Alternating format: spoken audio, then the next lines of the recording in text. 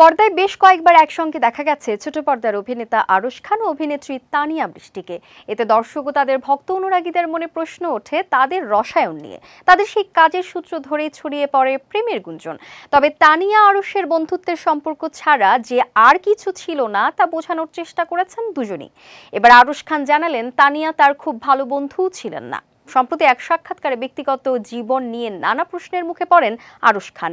সেখানে ওঠে তানিয়ার সঙ্গে তার বন্ধুত্বের প্রসঙ্গ। তানিয়ার সঙ্গে বন্ধুত্ব নিয়ে অভিনেতা বলেন, আমরা আসলে কখনোই ভালো বন্ধু ছিলাম না। আরশ আরও বলেন, আমি আসলে সস্তা কথা বলতে কম পছন্দ করি। এমন কোনো কথা বলি না যে কথাগুলো অপ্রাসঙ্গিক, ভিত্তিহীন বা বলার জন্য বলে দিলাম। সবশেষ তিনি বলেন, আমি মুখোশধারী মানুষ না। যাই হোক, এই ধরনের টপিক নিয়ে কথা না বলাই ভালো। আরশের এসব কথা ভাইরাল হতেই রীতিমতো আলোচনা সমালোচনার মুখে পড়েছেন অভিনেতা। নেটিজেনদের অধিকাংশই তানিয়াকে নিয়ে আরশের এমন উত্তর ভালোভাবে নেননি। সঙ্গে তার কথা বলার ভঙ্গি ধরে কটাক্ষ করেছেন অনেকেই। তবে তাদের অনুরাগীরা এমনও দাবি করেন তানিয়া বৃষ্টি হয়তো আরশকে এমনই কষ্ট দিয়েছেন যে কারণে এ ধরনের উত্তর দিতে বাধ্য হয়েছেন অভিনেতা।